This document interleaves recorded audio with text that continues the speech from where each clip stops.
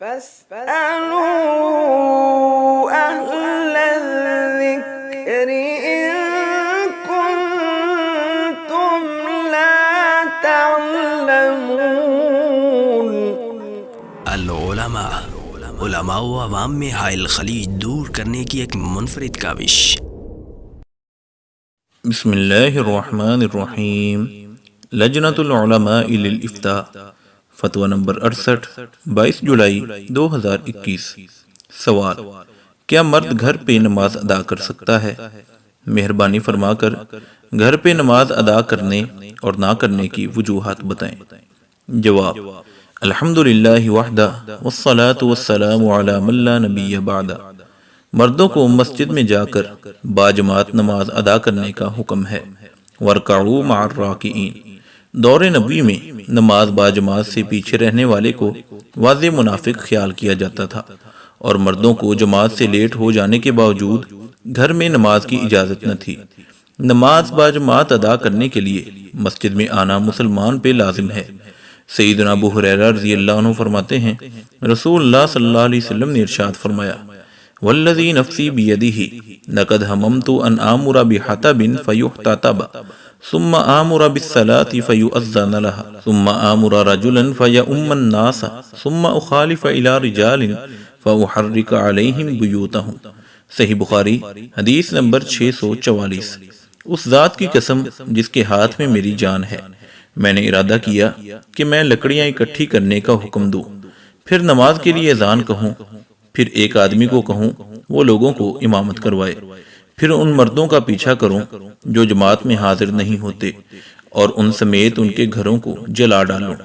سیدنا عبداللہ بن مسعود رضی اللہ عنہ فرماتے ہیں، من سرہ ان یلقى اللہ غدا مسلما فلیحافظ علی ہؤلاء الصلوات حیث ینادى بہن فإن اللہ شرع لنبیکم صلی اللہ علیہ وسلم سنن الہدى وإنہن من سنن الہدى ولو انکم صلیتم فی بیوتکم کما یصلی ھذا المتخلف فی بیتہ لترکتم سنت نبیکم ولو ترکتم سنت نبیکم لضللتم ولقد رأیتنا وما یتخلف عنہا الا منافق معلوم النفاق ولقد کان الرجل یؤتى بہ یہادى بین الرجلین حتی یقام فی الصف۔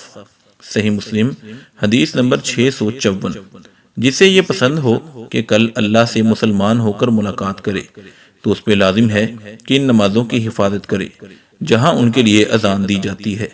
یقیناً اللہ تعالیٰ نے تمہارے نبی صلی اللہ علیہ وسلم کے لیے ہدایت کے طریقے مشروع کیے ہیں، اور یہ بھی ہدایت کے طریقوں میں سے ہے۔ اور اگر تم اپنے گھروں میں نماز ادا کرو گے جیسے یہ پیچھے رہنے والا ادا کرتا ہے تو تم اپنے نبی کے طریقے کو چھوڑ بیٹھو گے، اور اگر تم نے اپنی نبی کا طریقہ چھوڑ دیا تو تم گمراہ ہو جاؤ گے۔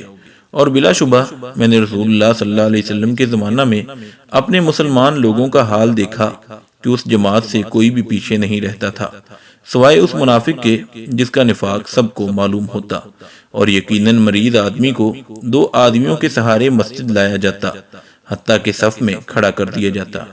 کسی شرعی عذر کی وجہ سے مسلمان مرد گھر میں نماز ادا کر سکتا ہے، جیسا کہ سیدنا عبداللہ بن عباس رضی اللہ عنہما روایت کرتے ہیں کہ نبی مکرم صلی اللہ علیہ وسلم نے فرمایا، من سمع النداء فلم یأتہ فلا صلاۃ لہ الا من عذر۔ سنن ابن ماجہ حدیث نمبر 793۔ جس نے اذان سنی اور وہ نماز ادا کرنے کے لیے نہ آیا تو اس کی نماز نہیں ہے سوائے عذر کے، یعنی عذر کی وجہ سے گھر میں نماز پڑھنے والے مرد کی نماز مقبول ہوگی، اور بلا عذر گھر میں پڑھنے والے مرد کی نماز گویا کالعدم ہے۔ رسول اللہ صلی اللہ علیہ وسلم بھی مرض الموت میں جب مسجد جانے سے عاجز آ گئے تو گھر میں ہی نماز ادا کرتے رہے، اور سیدنا ابوبکر رضی اللہ عنہ کو حکم دیا کہ لوگوں کو امامت کروائیں۔ پھر جب آپ نے طبیعت میں کچھ ہلکا پن محسوس فرمایا تو مسجد میں گئے اور بیٹھ کر امامت کروائی۔ ابوبکر رضی اللہ عنہ آپ صلی اللہ علیہ وسلم کے پہلو میں کھڑے آپ صلی اللہ علیہ وسلم کی اقتداء میں نماز ادا کرتے تھے، اور لوگ پیچھے ابوبکر رضی اللہ عنہ کی اقتداء کرتے تھے۔ صحیح بخاری حدیث نمبر 664۔ نبی مکرم صلی اللہ علیہ وسلم کا یہ عمل بھی اس بات کو ثابت کرتا ہے کہ مسلمان مرد کو مسجد میں جا کر نماز ادا کرنے کی ہر ممکن کوشش کرنی چاہیے، لیکن جب یہ ممکن نہ رہے تو گھر میں نماز ادا کی جا سکتی ہے۔ وآخر دعوانا ان الحمد للہ رب العالمین۔